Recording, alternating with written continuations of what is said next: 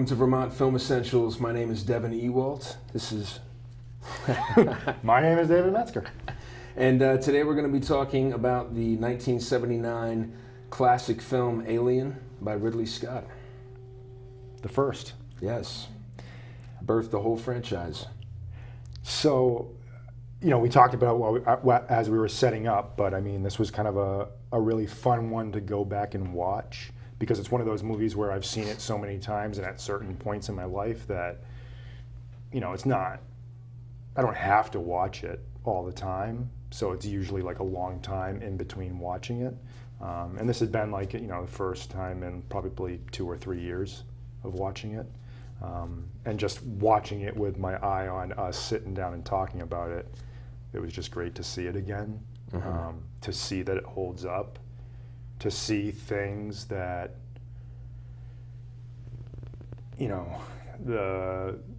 it's just like the cinematography and the design of it, and the first time where Ridley Scott was like, this is what I can do, this is what I can bring to a movie. Right. But like seeds that were planted that obviously he put there to possibly revisit again, but maybe not. I mean, this was like the bridge to Blade Runner, right? Because what came before this? Just The Duelists. Just The Duelists. Yep.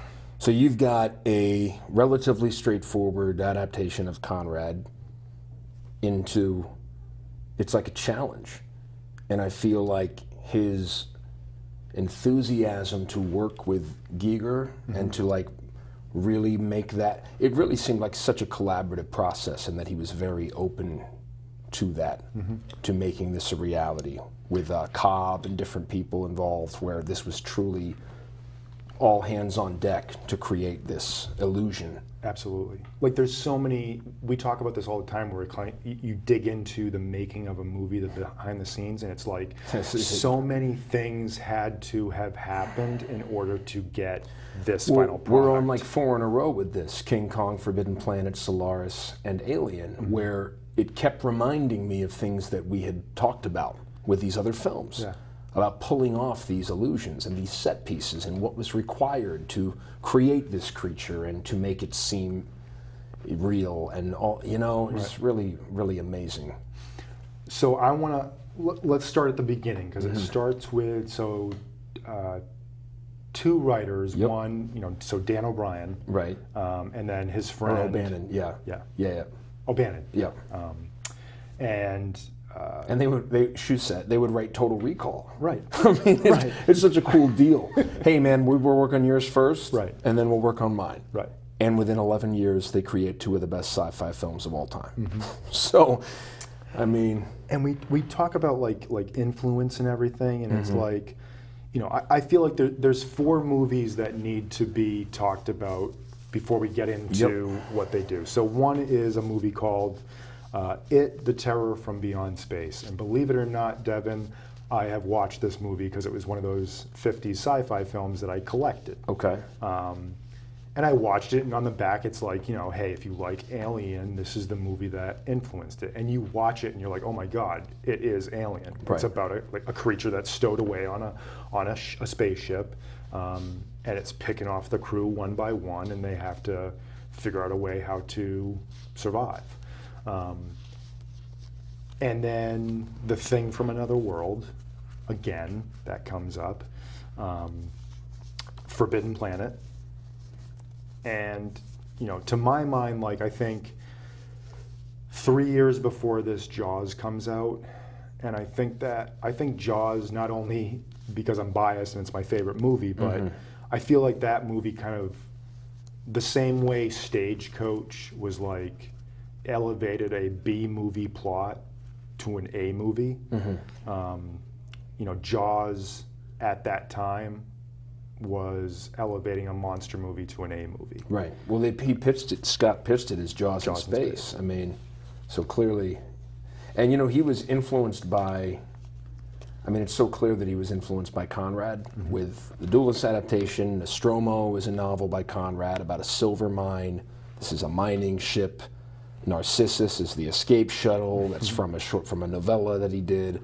I mean, clearly there's such a respect for the storytelling and psychological examination of the human condition that Conrad so exemplified in this man. Yeah. And he's cinematic and literary in his interpretation of film. Right. You know? Did you read about how, so they go ahead and they write this script, and it's one of those Right. things where it's like, you know, the word alien jumps out at him, and he's like, I can't believe they've never named a movie Alien, just like with Halloween. It's like, how could they have not named a movie Halloween? Right. So they write this script, and then it gets into the hands of 3 producers, Walter Hill, Yep. Lawrence Gordon. Such a great and, story. Geiler? Yes. Yeah. And they look at the script and they're like, well, it's terrible, but there's this one thing in there that we love, and it's the Right. face hugger Right. sequence. And they try to, you know, rewrite it and 8 take a hold of times. it, Yeah. and you know, and they try to leave. I don't know how There much was a the lot of story is contention right. between those two teams. Like leave them in the dust, Right. O'Bannon and Right. and And there was a fear of that on the O'Bannon Shusett side of Right. like, oh, they're trying to steal right. the idea, the script. Right. And so then, you know, it gets back in their favor. They go to the DGA and they file a suit, and that gets worked out. But then, you know, if Dan O'Bannon hadn't looked at a book that had, no, he was working on Dune. Right. Right. Right. Working on Dune. Met 3 or 4 people that inspired the later Yes. subsequent story, and Hill and team, they introduced the Ash character, Right. which O'Bannon considered an unnecessary subplot, whereas Shusett admitted that it's one of the best things in the film. Yes. So, It's and it weird, clearly is. I mean, It's like without the 2 of them, you don't get the face hugger. Without Right. the 3 of the others, you don't get Ash. Right. But also, like with O'Bannon working on Dune, it's like if that's where he saw Giger's work, right? And introduced that to Ridley Scott, and Ridley Scott sees it and goes, "Oh my God, this is it." to link back to something you said about being influenced, so O'Bannon has this great quote. He says, "I didn't steal Alien from anybody. I stole it from everybody." And not only is Forbidden Planet on there and Thing from Another World, Planet of the Vampires, that he took different elements from, but then taking something from a short story from 1953 called Junkyard about a crew landing on an asteroid and discovering a chamber full of eggs, and then a sci-fi novel from 1960 called Strange Relations where he takes something about alien reproduction, and then various EC comics where monsters eat their way out of people. So this is like a 7-point adaptation of multiple things. I mean, it's like hip-hop sampling. It's like what Tarantino did, you know, where you're just like, oh, I can, you know. But somehow, like, you watch it and you don't see any of the seams. Like it's its own thing, and it Well, hopefully coheres. a great hip-hop beat will be that. You know what I mean? So it's like it's the seamless fusion of ulterior elements that like somehow form a cohesive whole. You know, it's really remarkable what he did. It's like listening to the Sound of Science by Beastie Boys and saying, "No, that's not a Beatles riff. That's them." Right, that's them. That's, you know. And then, you know, for Ridley Scott to come in, you know, I believe the producers saw The Duelist and said, "We've got to work with this guy." And a few names were thrown around. First of all, O'Bannon thought he was going to direct, and then the studio wanted Walter Hill, and he was like, I've got other stuff I'm working on, and I don't want to take something this visual effects heavy. Namely the Warriors. Right. And then Robert Aldrich and a few other people's names were thrown around. Yep. And I guess O'Bannon and Shusett were wary about directors, like for-hire directors, not to sell Aldrich short, but they weren't really auteurs. It was like Jack Clayton, Robert Aldrich, and another name, where it's like, no, these are competent directors, but it's like they thought that what they wanted to achieve would get lost in translation, which is why a guy like Scott to come along. Because he gives it such a dynamic stamp. And again, like that's, You know, you've seen The Duelist, right? Yeah. Yeah. Like nothing about The Duelist looks like this. It's a lyrical film. Right. Almost I mean, it's like a it Barry Lyndon celebrates type. Conrad's prose in a way that's truly beautiful. I mean, but he gets in here and it's like, I need it. I'm working. I love this Geiger stuff. I got to incorporate this. But then there's this whole there's just this dark, deep world that he creates. You know, the initial impressions I received as I'm starting to rewatch it. So there's a detailed establishment of the environment with this slow kind of stylish camera work that feels like De Palma interpreting Hitchcock. And then the music immediately feels like Hitchcock. And then I thought there was a Kubrick influence also to the visuals. I mean, clearly, automatically within the first 10 minutes, you receive just an impression of his cinematic sensibilities and how he's informed. And there has to be a Tarkovsky influence there as well, due to the cerebral, poetic nature of his films. And also, there's one thing in particular. It's the set design. Basically, they wanted it to feel industrial and like retrofitted technology and all this stuff. We talked about it on Solaris, how they deliberately wanted this space station to feel lived in. And like a rundown. Like a real, which is, and that sort of painstaking attention to visual detail really sets the tone for the film. Truckers in Space, as they said, they wanted it to feel very workmanlike and like people could relate to it. So you could imagine, like not heroes, but no, they're workers, they're doing a job. They got to do this and they got to bring it here. And then this happens. Wouldn't this be crazy if it happened to you? I think it's like reaches out and you get that like the play within Harry Dean Stanton and Yaphet Kotto. Like, you know, we were talking about the bonus. Brilliant casting. And Kotto goes, can I finish my coffee? It's the only thing good on this ship. Just such great lines. And I guess Stanton, at his audition, his first words to Scott were, I don't much like sci-fi or monster movies. And I guess Scott just like laughed and he's like, it's actually more like a thriller, like 10 Little Indians. So then him talking about Agatha Christie really got me thinking about how much like that this film is.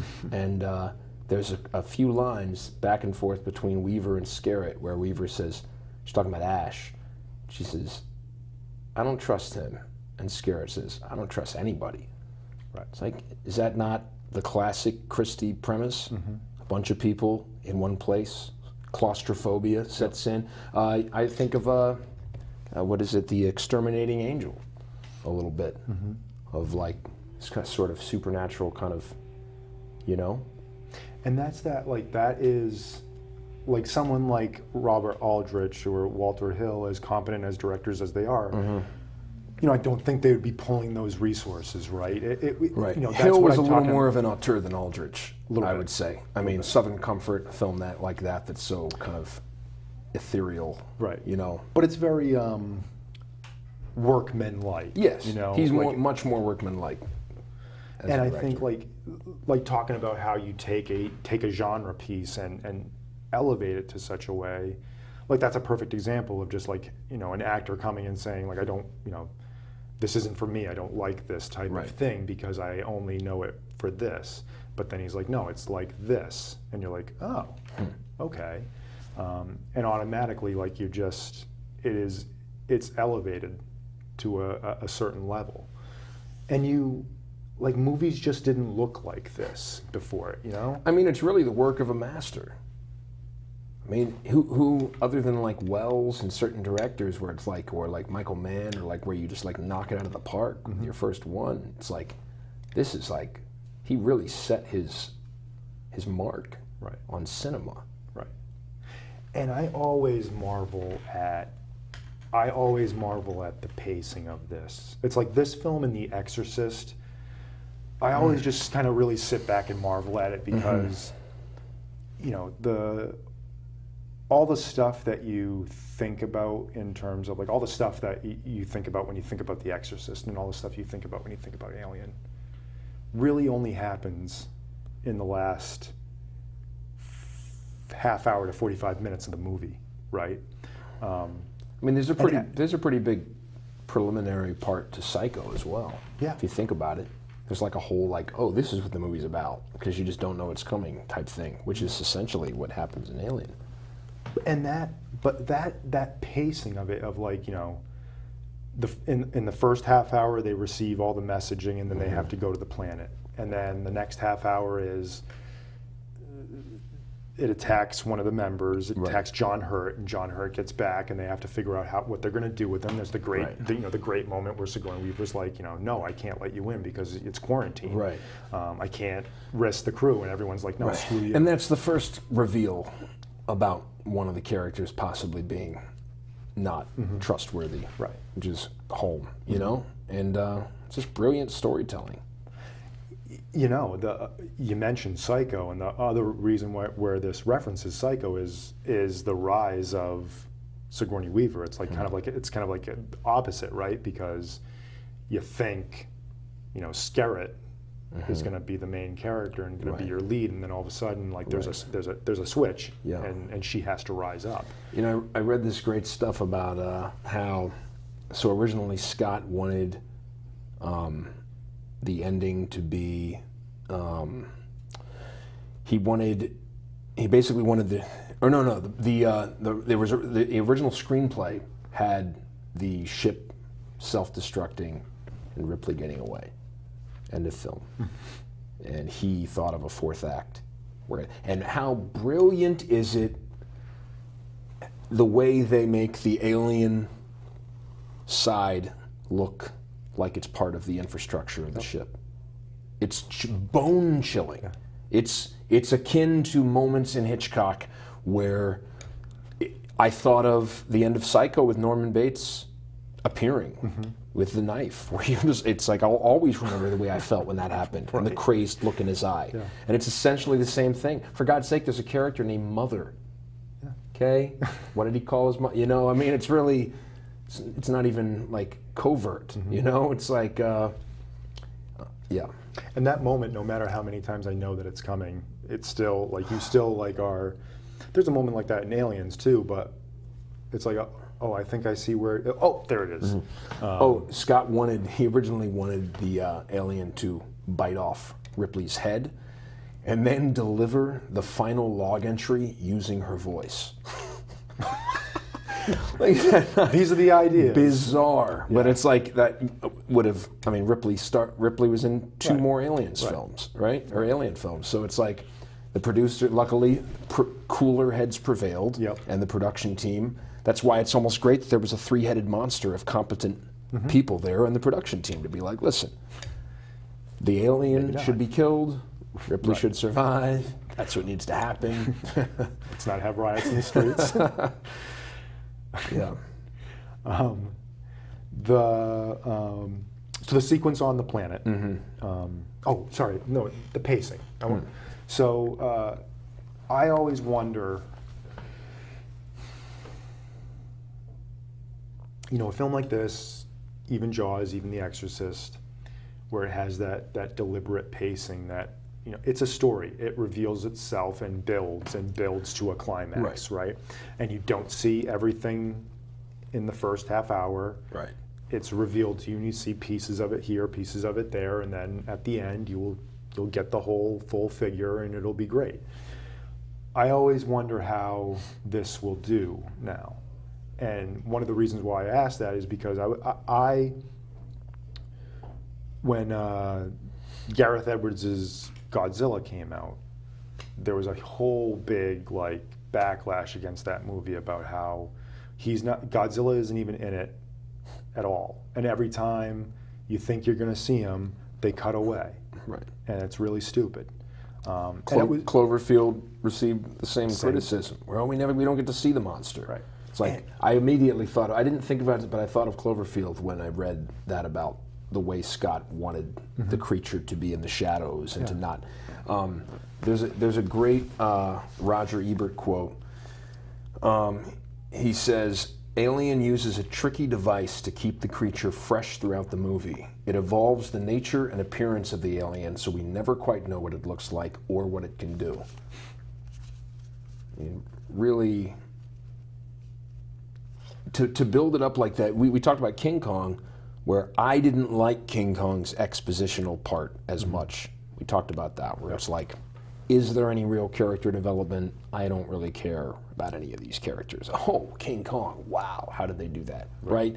Whereas this is like, no, it's like a play. Yeah. Okay, 7 characters. He said he wanted 7 strong actors so that he could worry about the visual style and just have them sort of like be in charge of it. Then he gave them 2 pages of backstory about their histories. It's like clearly he was developing directorial instincts that were just going to propel him to be one of the best directors of his time. Right. I mean, he controlled so much about every aspect of the production in a way that it's truly masterful. Mm-hmm. And I think Ridley Scott doesn't, he, for a long time, he didn't get that credit, right? For a long time, it was just, well, he's an art director's director. Like, his movies look great, but I don't know if he's got much by way of characters. Right. And I think there's Gladiator, I mean, yeah. Then he went on to have bigger box and office things. Smashes. Yeah. But I think there's a revisionist history that's going on right now where we're looking back at these films and they're like, no, there's plenty of great character work that he's doing. There's plenty of great ways that he works with actors. I mean, this is a tutorial on how to do a movie like this. Yes. You need to care about people before stuff happens to them. If you're going to make a monster movie, a disaster movie, anything like that, you need to take the time to make people care. Yes. And that is with dialogue. And apparently that's where Hill and team really cleaned it up. Yeah. They did not believe in the dialogue, and probably because, you know, O'Bannon and Shusett were more of like a, you know, sci-fi kind of team, where maybe less like aware of how, you know, people really talked in that sense. Right. And, you know. Right. Because Total Recall is a totally different film. Totally different. You know? To the point. Still great. I love it. Yeah. But not quite as rooted in realism. And again, you've got a very dynamic director at the helm there that probably puts his stamp on there. Right. Like, you know, the you know, Total Recall has almost like a kind of like a black comedy, tongue-in-cheek. I mean, vision there. there's films where screenwriters have said it was unrecognizable from their work. MASH. But yeah, I mean, that's unfortunately just what's happening. It's just one more thing about Ridley Scott, because you know, we talked about, we read Leonard Maltin's guide, right? This is a 2-star movie in Leonard Maltin's mind. Among other classics. Yes. Though. He did Taxi Driver. Right. He thought that was a angry, dark film that he couldn't understand. So there was always, I have a deep affection, like, it seemed like there was, like, Alien, Blade Runner, and my God, do I have a soft spot for Legend. Like, those 3 films, and it's great hearing him talk about them, because he's like, you know, that was my, you know, I wanted to do a science fiction trilogy. I wanted to kind of dip my toe into each. I mean, Tim Curry in Legend is one of the greatest villains ever. It one of the haunts me to this day. It gave me nightmares, man. Yeah, one of the great performances. Like just great introduction to Tom Cruise too. I mean, that was right. I forget what he did before that, but he couldn't have done much. All the Right Moves. All the Right Moves. 84, right? Yeah. I think Risky Business was before it too. 83. Yep. Okay. Yep. But I mean, yeah, pretty early though. Pretty very early, to the point where like he's okay. He's okay. Yeah. It's not his best performance. No. But Darkness, oh my God, like one of the most beautiful pieces. I got to see that on Blu-ray effects. so I can really appreciate the filmmaking aspects of it. What's crazy about that is that fortunately those 3 movies are now in these great DVD Blu-ray packages where, you know, in some instances you get these director's cuts where, in this case, watch the theatrical. In Blade Runner's case, watch the director's cut. Right. And in Legend's case, it's very weird because Legend has a director's cut. I don't know if you've seen that version. I don't think I have. It's longer. Like Legend is like this really like this beautiful, succinct, dark fairy tale that has this amazing Tangerine Dream music. It has Tim Curry as Darkness, all this great creature effects by Rob Bottin. And it's just a very like dark, like Return to Oz dark, where you're watching it and it's just like it's the stuff of nightmares that's going to haunt you. And it is a director's vision. So there's a director's cut out of it, and it's longer and it's more. In one instance, you're like, okay, I get this because it's more of a fairy tale. It's more of like, you know, the beginning, there's all this like really like light and fun and fancy stuff, and then it gets dark, and then it gets light and fancy again. I mean, that and Willow were like a double feature for me. This director's cut was more closer to Willow than anything else. Gotcha. But he's like, I originally wanted Jerry Goldsmith to do the music, and I chose to do, when the cut didn't work, I went with Tangerine Dream. Now, if I could get the longer version, but with the Tangerine Dream music, because I love Tangerine Dream, like love them, and I can't watch the movie without that music. Like it's part of the movie to me. Well, you know, first of all, the music really does provide the atmosphere for the film, and that unsettling, the other shoe's about to drop kind of feel. But it's interesting. So Goldsmith was not his first choice, and the studio wanted someone recognizable, and so Goldsmith wanted to do this kind of lyrical, romantic music at first to kind of just like offset what was going to come, and I guess it's just like, and then build towards this kind of fear-inducing music. And I guess Scott just was not having it, and so the way Goldsmith put it was like, and then I just did the obvious weird music. I hate that he feels that way, because I feel like it's like what he does in Chinatown or even in Planet of the Apes, where it's like he's taking all these classical instruments and classical sounds and turning them into something else. Like, you know, he's using a specific instrument to almost sound like the aliens, like breathing. You know, I think it was the right call, is because I feel like Scott's already doing so much with creating a spider's web of puzzle pieces that to make the music do that would just be like offsetting. Like, no, the music needs to be in one place, in time and space, so you can feel it while everything else is sort of moving on like a revolving stage, and you're like, wait, what am I seeing now? Right? I mean, and it's got such a light touch to it, where it's like, you know, it's like the music is just underneath the surface, and that's what's kind of, you know, that's what's going on, like somewhere underneath the surface. Because it's not bombastic or in any way. It's like the opposite of like a Tiomkin score with like big brass and stuff like that, because it's like, no, it's just like, or Max Steiner or someone like that, where it's like, no, this is like, it's like working upon your brain and your emotions while you're watching it, and you don't even really realize it, you know? One thing I noticed as I was watching it this time is, because this is coming off of watching Prometheus and attempting to watch Covenant. Were you a fan of Prometheus? I watched it on an airplane. I don't know if this has anything to do with it, but I didn't hate it the way everyone led me to believe I was going to hate it. I didn't love it. But I thought it was interesting to a point.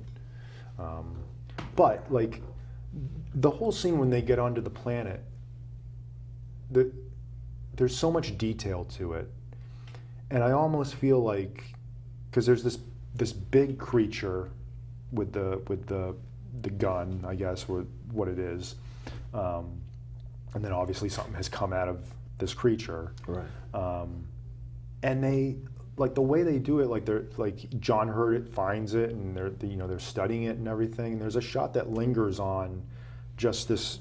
You can't quite make out what it is, but it's some kind of creature, and you can't quite make it out. And the shot lingers on it for just a second before it cuts to the next scene, and they go off. And you almost feel like, obviously he had some kind of backstory or something, or maybe he just thought I just need some big structure that leads them to believe that something else was on this planet, something other than them. But I almost feel like he had plans. Like he's like, there's something here that I need to investigate and I need to find out. Or at least plant the seeds of a future mythology that would be explored. Yeah. Right? And that's the kind of dude he is, though. Very cerebral. That's always the word I use, cerebral, to defend him. Yeah. So it's like, don't hate the guy because he wants to like put out questions that might not have answers. Right. But now, I don't know if maybe the mystery was better. Maybe watching it, and if it was a standalone film. Yeah, like I feel like James Cameron takes it and he's like, I'm going to do my James Cameron thing and I'm going to turn it into a war movie in space. Right. That's where I'm taking it. Whereas Ridley Scott was probably like, you're your own director. You go and do whatever you want with it. Yeah. But if it were me, I would have taken it in a different direction, and I would have went back and found out what that was. Right. Right. And maybe if he had done that then, it would have been something. I just feel like I don't know what the. It's the Patton Oswalt joke where it's like I don't care where the stuff I love comes from. I just love the stuff I love. So figuring out what the backstory was, maybe me looking at it and thinking about the mystery of it was better than getting them. Well, the way they never specified the name of the company in the screenplay, yet they had it on the sides of things, which then would be taken and given breath in future films. So, I think that's just the nature of his work. I mean, what did you think of Prometheus and then Covenant? I really liked Prometheus, like 3.5 stars. I just really was into it. I haven't watched it a second time, so I might be a little more critical. The second time, I did see it in 3D, and it was a beautiful use of 3D. Yep. I really found myself to be in the environment. It was almost more of an experience than Avatar, because I just felt like I was in the ship when I was in it. And then it was very not gimmicky at all, but like an experience. Covenant was just, it was garbaged. It truly was. Very few saving graces. I couldn't get it. I couldn't even believe it. Because then he went on to do like All the Money in the World, and a very good film. So I just don't know what. I didn't really research who wrote that film, but it didn't have a very good screenplay. Right. It's an interesting director looking back at his whole career. It's a little like his brother. Yeah. I mean, where like they're so kind of up and down, and so many like just weird, like Black Rain. Yeah, I love Black Rain. Black Rain's great. Thelma and Louise. Yep.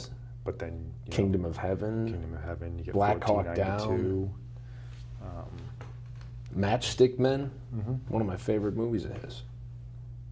Well, that's probably Nicolas Cage's last. Well, you liked Port of Call, right? I did. Bad yeah. Lieutenant, yeah. Actually, Joe's pretty good. He did. God, what's the guy? George Washington. All the Real Girls. David Gordon Green. David Gordon Green returned to his kind of weirdo indie roots. Wow. And Nicolas Cage is really good in it.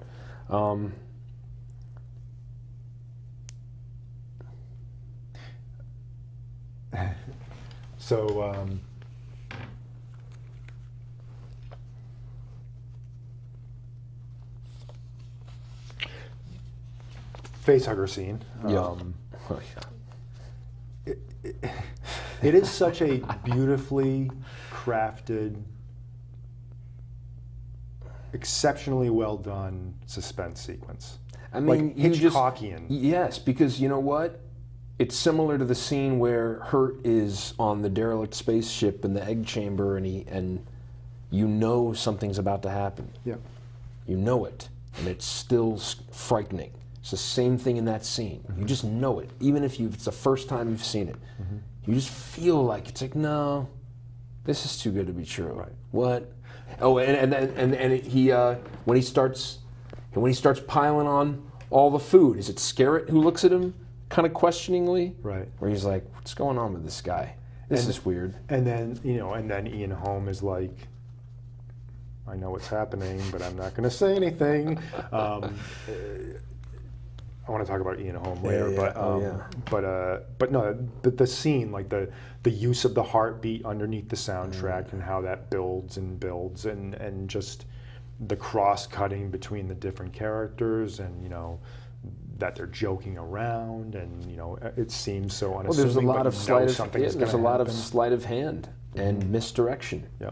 In order to achieve what is perhaps one of the best set pieces of all time. Did you read about so the actors knew that the alien was coming through the chest. Yep.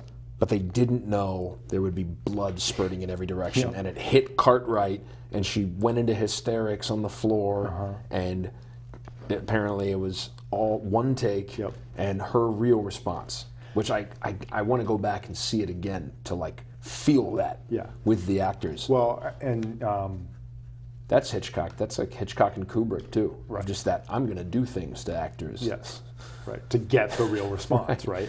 Or Von Trier too, with how he worked with Bjork. But one thing is that I love Veronica Cartwright, and her in a science fiction film screaming is the best thing you could get. She thought that she had the part of Ripley. Yeah. And then showed up. They're like, nope, you're gonna. Yeah. And I love that she said she didn't like the character because it was emotionally weak, and that they explained to her, you represent the audience's fears. You are everything they are feeling. Yeah. Which is powerful, man. And I also like that there's a kind of a power struggle, power dynamic between her and Ripley. Like that they don't really respect each other, or that there is that kind of women infighting thing that's going on. I never thought about this, but in The Matrix, Trinity and the blonde character in that, there's a similar, she almost reminds me of that character. And in her trying to assert herself next to someone that is clearly the one in that hierarchy. That is the type of film like this. Like I was saying, the look of this film and how just movies just did not look like this before. And you can see its influence. Fincher owes everything to Ridley Scott and the look and his look. He turned it into his own thing. Fincher did, but this was obviously the starting off point, to the point where he wanted to put his hat in the ring and do 3, and unfortunately we don't know, we haven't watched it in a long time, but the studio didn't have much trust in him as a first-time director, and they took a lot of control away from him, and he didn't make the film that he says that he wanted to make. But you can't, Seven, the look of Seven owes everything to Blade Runner and to this. The Matrix owes everything to Blade Runner in this. He just saw things in a very dynamic way. Well, we talked about Tarkovsky with his influence of art and letting that kind of filter through his ability to translate things to film. The chestburster scene, the shot is inspired by a Francis Bacon painting, where it's a similar thing of allowing those types of things to kind of create the world that allowing things in. It's not all you. It's not, you know, and I think that's really what this is, a predominant theme throughout all these auteurs, is that they have a vision, and it is informed by multiple mediums. They are lifelong students, you know. I think it's very evident. They're not just trying to, you know, create something entertaining. These are lasting works of art. And you can go back to them so many different times and get so many different things from them. It's amazing. So let's talk about Ian Holm's character. Oh my God. I was really marveling at his performance, especially so good. Especially at the first half of the film. And you would have to think that Fassbender, you know, would take a lot from that as well. You know, I love him as an actor anyway, especially in Brazil. But Sweet Hereafter. But yeah, just because he's got it in his head, like I've got this card up my sleeve, right? And just the way that he, in each scene, you're like, there's something off about you, and I don't know what it is. Yeah. You know, and and then it's revealed what it is. Yeah, even like a scene or so before that scene, you start to, because I didn't remember. It's been so long since I saw this that I truly didn't remember he was an android. Right. And I just was like noticing, I'm like, he seems real, like devoid of emotion. He's just like, the way he's listening, it's like he's very clinically listening, but not like a human. Right. And it wasn't even a conscious thought of like, is he inhuman, right, or is he not human? And you almost like, you think of that like he's the scientist of the group, which right? is great. That's just great storytelling. It's like, how can you hide an android? Right. Shit, make him a scientist. Right. Everyone else would be like, oh, you're just a, you know, you're a square pencil pusher, right? Blah blah blah, lab rat, and yeah. But also just watching the movie and realizing how he knows the outcome. He knows why they're going to this planet. He knows what they're going to find. He knows that they have to take it alive and bring it back. That it's a superior species, and each scene with that, like, you know, there's the scene where Yaphet Kotto and Harry Dean Stanton are like, you know, are really like, no, we don't do this. This is not our job. Like, this wasn't in the contract. And he's like, well, you don't do this, then no money. Right. You know, one of the underlying themes here, I think, that gets missed is almost the malevolence of corporations. The complete, just like, we don't care. It's bottom line. Right. Okay, expendability. Yeah. And then the great scene where it's revealed to him and his head gets knocked off, and then they have to they set up his head so he's speaking, and just the haunting imagery of that and how they achieved that, and the sinister line of like when he's just like, you have my sympathy. Yeah. Oh yeah. You know, there were obviously shades of Hal in there. So I found out that for the android's innards, they used a combination of milk, caviar, pasta, fiber optics, and glass marbles. Just great. Ridley Scott, great quote as far as like that type of thing. He says, I've never liked horror films because in the end it's always been a man in a rubber suit. Well, there's one way to deal with that. The most important thing in a film of this type is not what you see, but the effect of what you think you saw. So that's why throughout the film you find out, oh, for the alien's body they used cooling tubes from a Rolls Royce.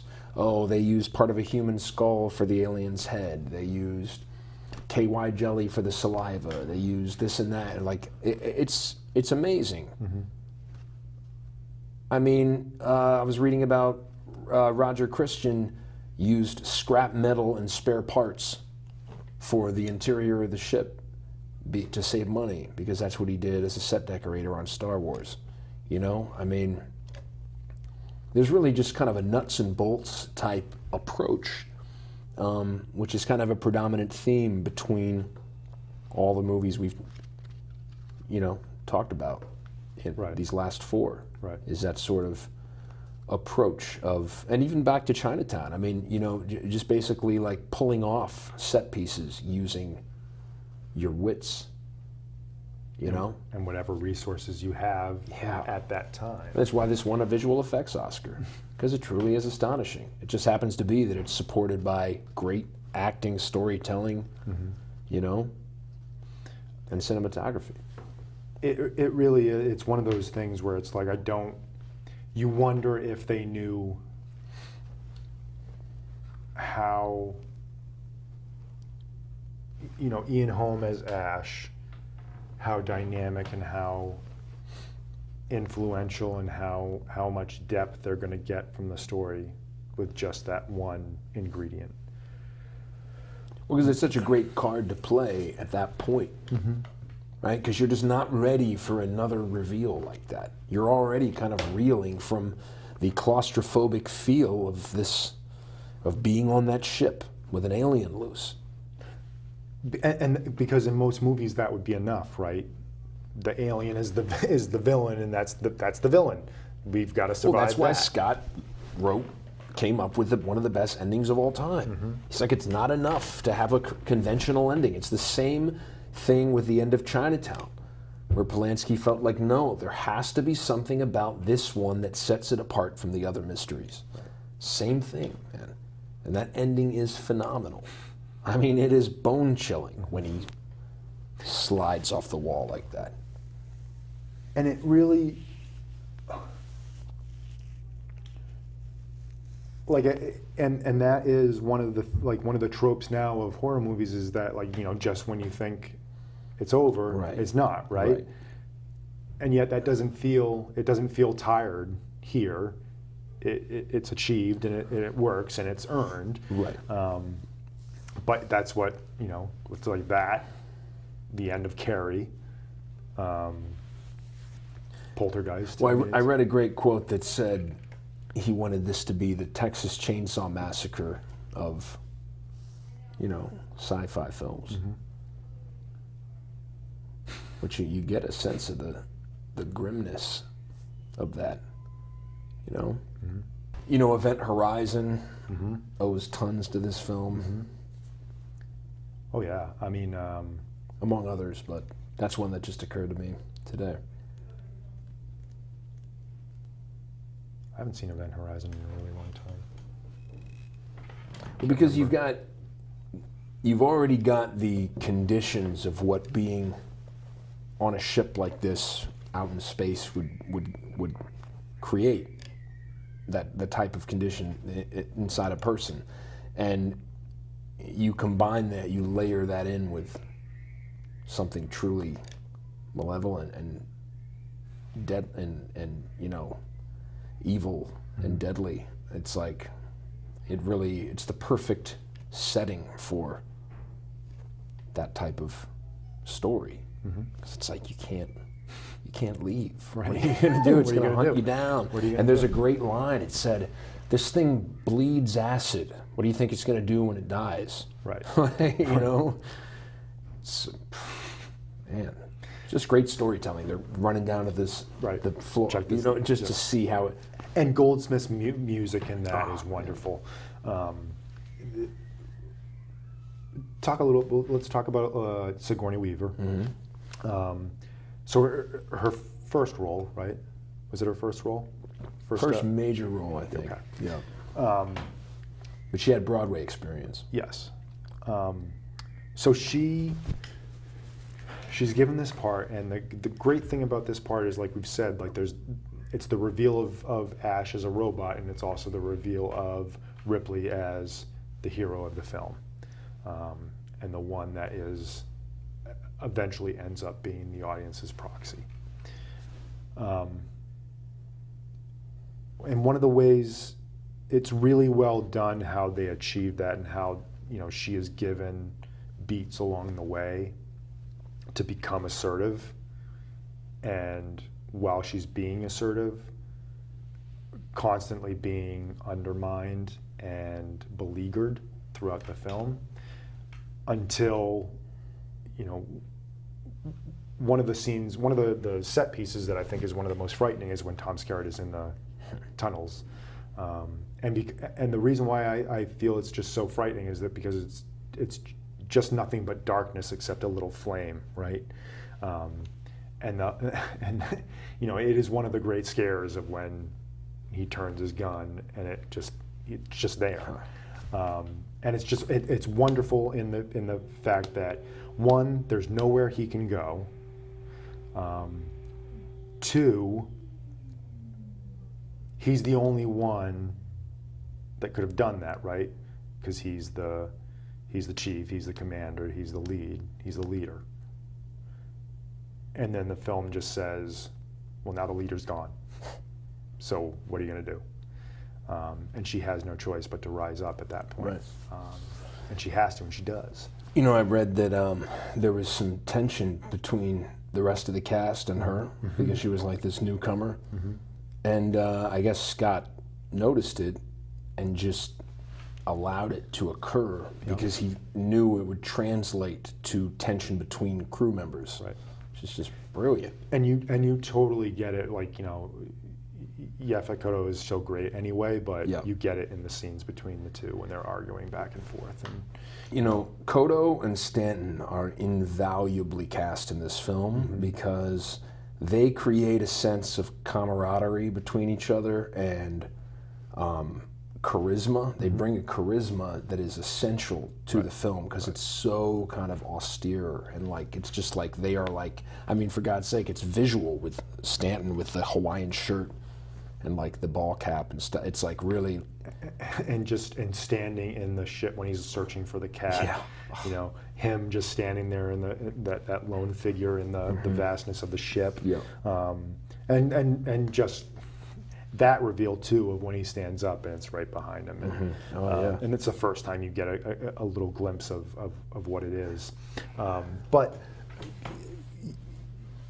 Yaphet Kotto, like his reaction, him describing what, because this is his friend, this is his buddy, right? Right. And without making a big deal of it, without making a very emotional scene, like it's not like in Predator when he's, you know, talking to him in the heavens, but you know, just the absolute fear that you see in his eyes as he's describing what they found and what has happened to his friend.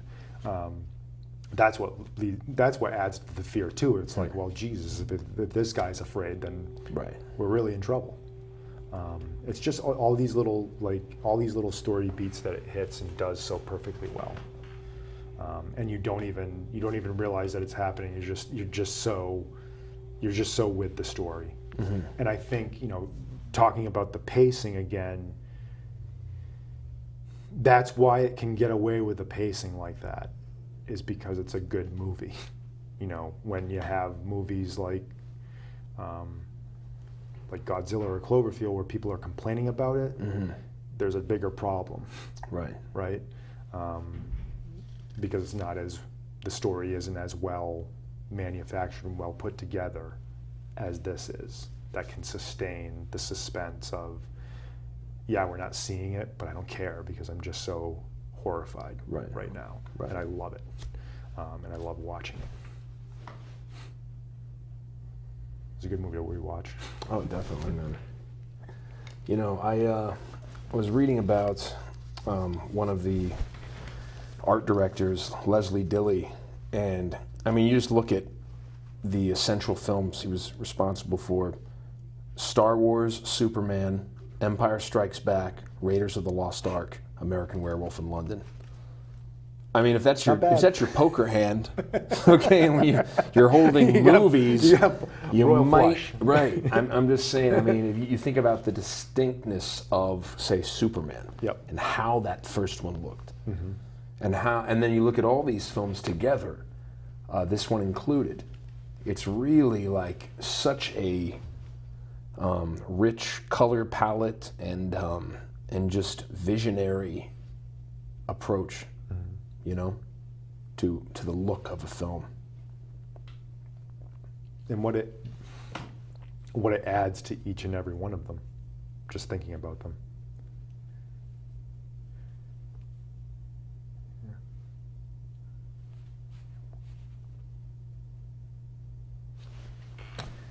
I love the casting of. Gotta find his name, but Bolaji Badejo, 26-year-old Nigerian design student, 6'10", discovered by a casting director in a bar. And then Scott saying that he thought that his height and slender frame would make him able to look as if his arms and legs were too long to be real, creating the illusion that there couldn't possibly be a human inside. Right. It's just amazing. And that gets around the what he said. It's like at the end of the day, it's just a man in a suit. Right. Right. But it's about the illusion that you're. And then there's little stuff like all three of the stages of the major set pieces. Or the major three parts of the ship were all connected with hallways that the actors had to walk through. So he creates this deliberately claustrophobic environment for his actors, knowing that it's going to have this effect on them. I was reading about the spacesuits had very little ventilation and were lined with nylon and bulky, and their actors were close to passing out from them, and that they had to have nurses on site ready with oxygen tanks to, it just seems like Scott was a very uncompromising director when it came to his vision, and he's going to do whatever it takes to pull off and I think what he needs to. And some of the some of the actors' recollections from the set is that he got, and he says this too, he's like, I got better how to deal with actors when I'm in that zone of being on the set and worrying about the technical aspect, because that is very important to me. He obviously did the prep work for the actors so that they could just show up and be, and they had a space to play.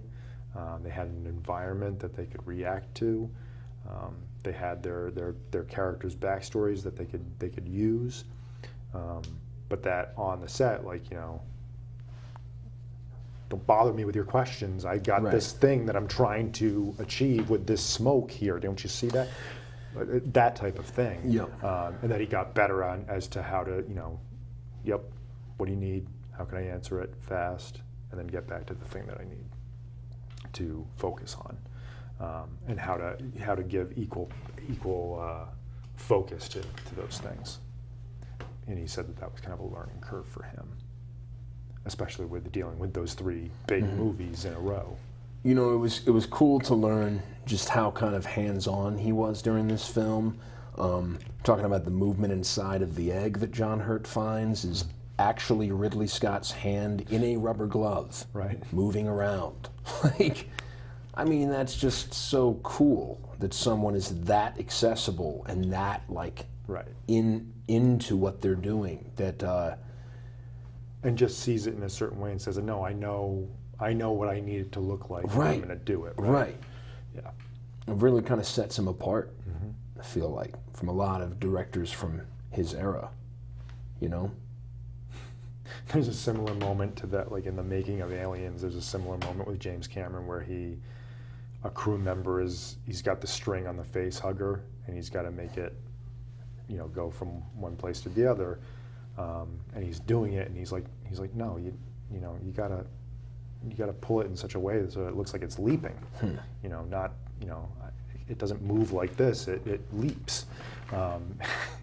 And he has him do it several times, and you can just see the frustration, and it's like, no, like this. And then he just ends up doing it. Yeah. What about the fact that John Hurt is in Spaceballs? Not again. That's just great. Once again, Mel Brooks. Right? It is such a brilliant. I mean, that's just the cherry on the Alien Sundae right there. Is that. Right. Not only that, but like, basically the same type of friends around him as he's and the guy telling the joke and oh man, Spaceballs. Yeah. All right, I love this movie. I love Alien. I love Ridley Scott. He's a very interesting director. He's done so many different types of films and seems he's got a really great career. But I feel if you only watch 3 films, it's got to be Alien, Blade Runner, and Legend. My heart will always be with Legend. But this was a really fun film to revisit, especially sitting down and talking about it with you. Absolutely. And this has been a very fun season. Definitely. Hopefully we're going to have a special music and film episode that will be coming out some point between this season and next. But then we're going to sit down, we're going to work on a list of films for next season starting in September, and we will be back. And once again, this has been an absolute pleasure to sit down with you every week and go over these films. Vice versa. All right, thank you for joining us for Season 5 of Vermont Fim Essentials. My name is David Metzger. I'm Devon Ewell. We'll be back.